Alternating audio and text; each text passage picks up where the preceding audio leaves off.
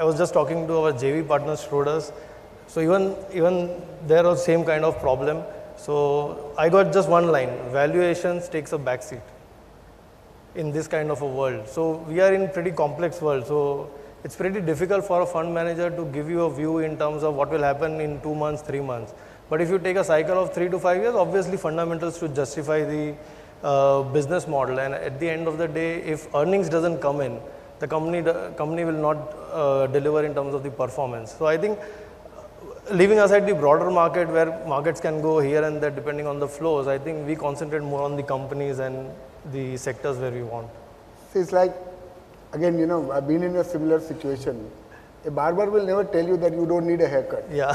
So like, you know, a fund manager can never tell anyone that you don't need to invest money or this is not the time. Yeah. But I'm saying, you know, every time when a situation like this comes, we feel it is different this time. Yeah. That, you know, somehow it will play out.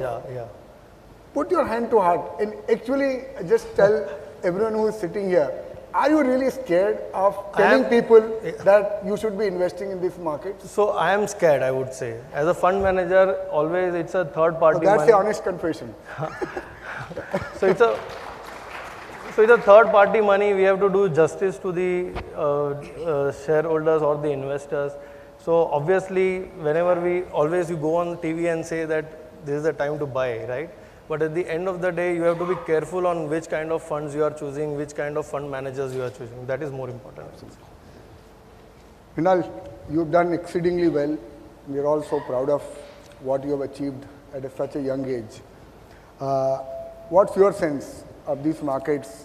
And maybe a similar question, you know, how are you reconciling the mid-cap valuation at 25 PE and earnings not catching up for last 2 years? Every time we say it will happen in the next quarter, then we say next quarter. It has not happened for 8 quarters. Well, you're right, Madhu. Particularly in mid-caps, it's not only that the earnings have not come, they've declined. Yeah. So I was seeing FY16 compared to FY15, there is on the BSE mid-cap, which has a longer history, the earnings have declined, I think 12 to 15%. And the PEs have expanded. So clearly, liquidity is having its play over there. But having said that, we definitely are not, I'm definitely not quite excited about the mid-cap space. And clearly for the last 1 year, liquidity, particularly in mid-cap, is making us look like fools. The reality is, as a fund manager, when we talk, we tell mid-cap is not the right place to be. And it seems, even now, in fact, it seems quite weird. Trailing P's on mid-cap index is on 33 times. So if I say historically, what will it take for mid-cap index to converge to large cap index in next 1 year? The asking rate is 80% earning growth.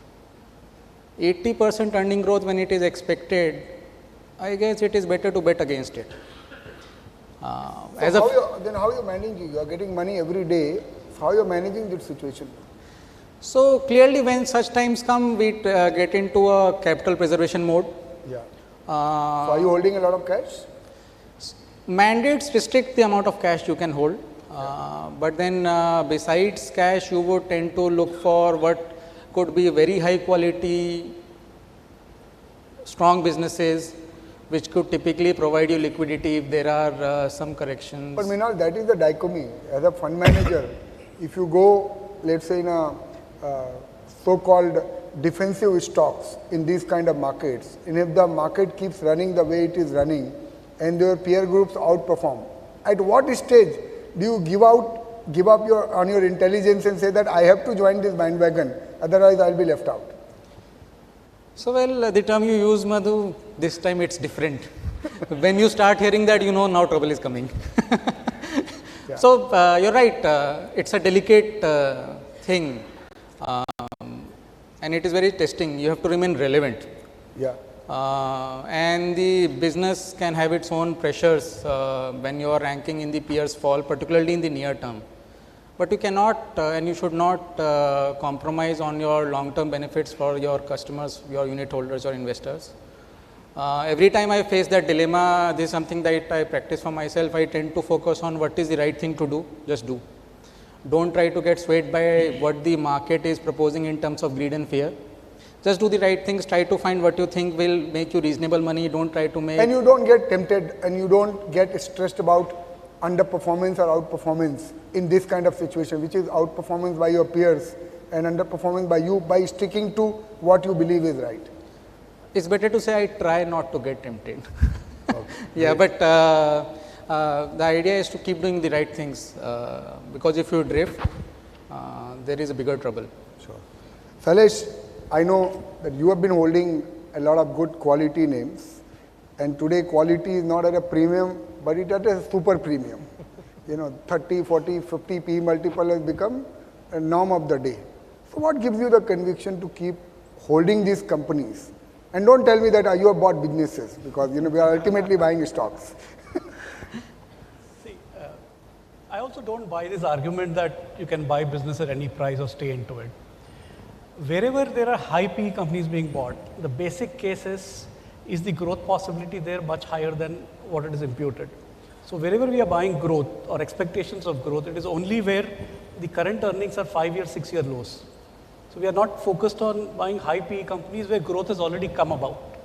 Sure. So where a cyclical low earnings, like you mentioned, India is expensive, right? I mean, it keeps getting expensive because money keeps flowing in.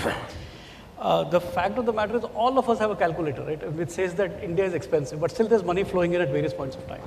I think that risk of allocation versus, at what PE multiple it is, at an asset allocation level, it is best taken care of than at an individual fund level.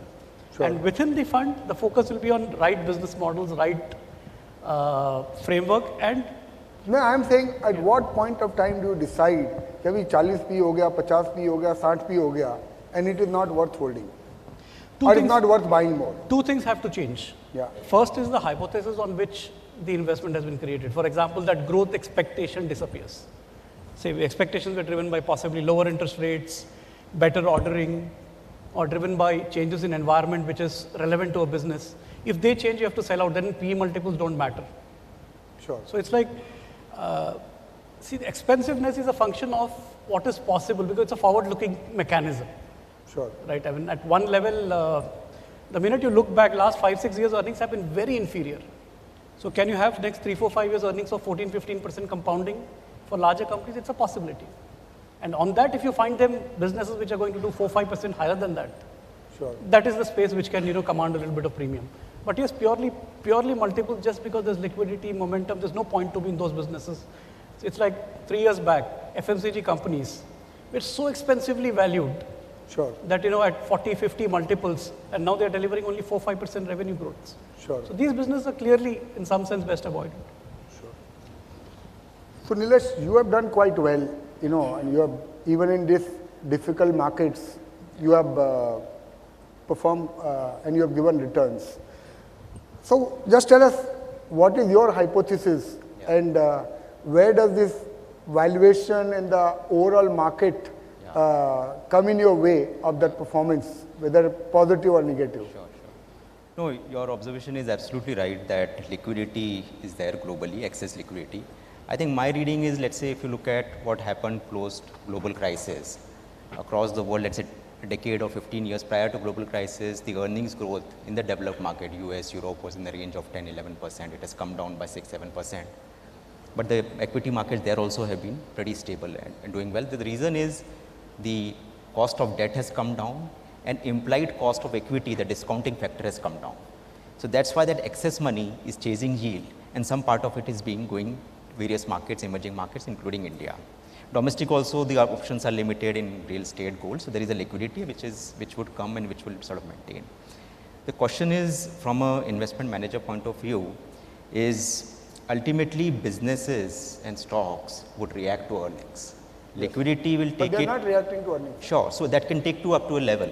Yeah. And the more the delay, the more would be there. But ultimately the time, and again it has been shown that ultimately it will react to the earnings. So we are going by that thesis.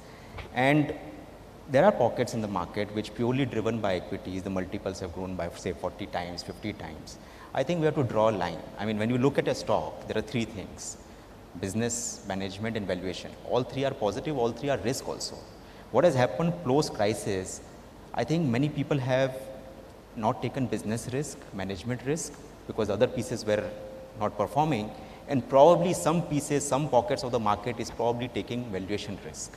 Sure. So it is very important to draw a line, a Lakshman Rekha, in terms of our internal assessment that this business is valued X. Maybe you can hold till 15-20% more because we are buying for 5-10 years. But if it is significantly higher than the inherent value, then you have to reduce it. Typically, as a fund manager, we go underweight. And if it is very high, then probably you have to sell it. I mean, if I have to just give an example, if you go late 90s, the largest consumer company, if you recollect, it was at a 60 PE multiple, historic, 45 forward. And that stock underperformed for 10 years. The index moved up so much, but that stock actually, to reach the previous high of 1999, it took 10 years. So the point is, the starting point of valuation, if it is a 40 PE or so, we as an investment manager have to see that that is also valuation risk. So we try to sort of look at risk both not only from a business management, but also on the valuation. So that's how the portfolio constructed. But at an overall level, I don't think that there are no opportunities where everything is expensive. It's just that, I mean, opportunities are there, maybe less. Earlier, 2013 or so, many opportunities will be there. I mean, let me give an example. Let's say 3 years back, oil marketing companies were available despite reforms at such low valuation. And when earnings came, they have become 6 times, 7 times, they have become multi-baggers.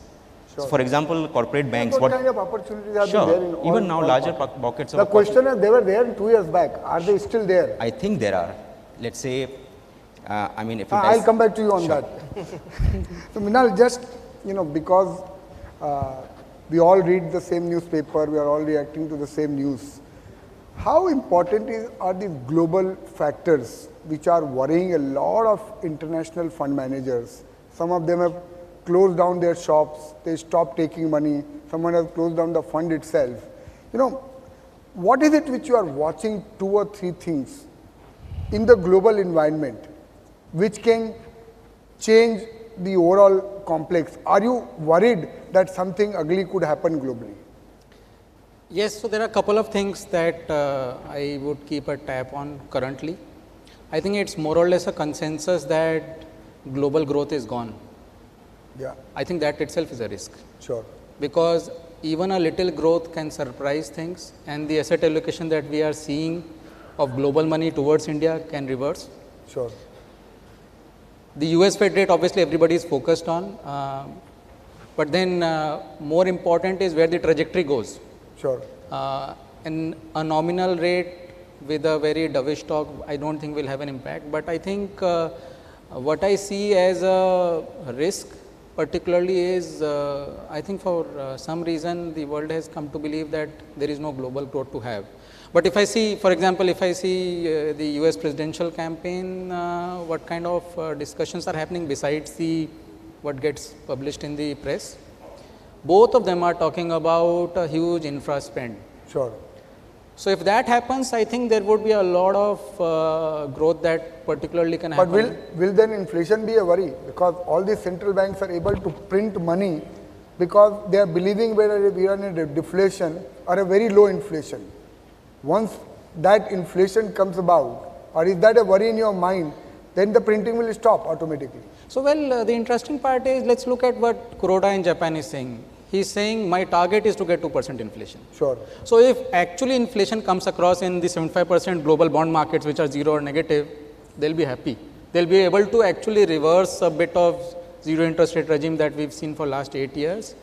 And I guess... But boss, what will it do to bond markets? Yes. Trillions of dollars are being invested. A 1% move in interest rate globally, I think it will make the whole thing extremely ugly. It will shake things up very, very clearly, because after a long time there would be a cost of capital being talked about. As of now, there is zero cost of capital, or in fact negative cost of capital in the global context. Yeah. So it's the same thing. The effect is same in terms of the emerging markets feeling the pressure of withdrawal. Sure. It's completely reverse of what we are seeing now. Yeah. And that's a risk. That's definitely a risk. Sailesh, same thing to you. Is there anything globally, I know that you look at sectors and companies bottom up. Is there anything globally which is making you nervous or more confident that this liquidity bout which is there in the markets will continue for a longer period than what the markets are telling us? It's very difficult to assess, how much ever we try to understand from all these variables which are there, it's very difficult to assess because what's happening in the last few years is very different from what we have read and grown up living with them.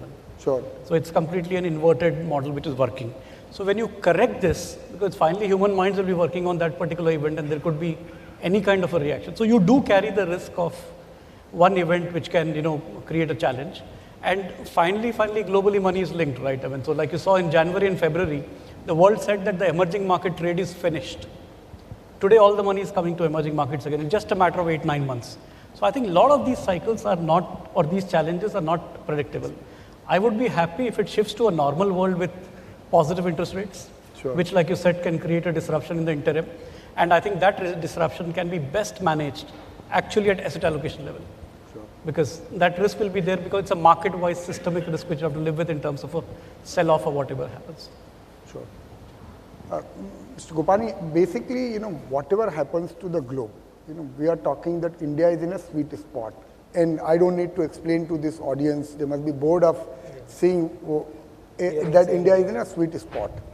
So, if supposing globally things go wrong, what do you think is going to be the impact on Indian markets or Indian companies? And is that a real final opportunity for investors to participate from a longer term perspective? So I think two things which were in our favor, right? The currency and the oil. Sure. So these are the two, I think, global factors which impact us in some or the other way. So if the flows reverse, then the currency gets depreciated. So that is a big issue. So how RBI is able to take care of the currency. Sure. Second, oil, we had a tailwind, now there is a headwind. So we don't know. If people are talking about growth and inflation, then I think there could be a rise in oil prices. Frankly, don't know whether it go to 50, 60, 70. When it was at 150, people were talking about $220. So that was a sort of a tailwind for us in terms of managing the fiscal deficits and everything. So if that goes out of whack, then there will be a real problem from the government finances point of view. Sure. So I think oil and currency, if we are able to manage it, and oil more of a global factor, so oil remains around 50, 60, 70, whatever is the level.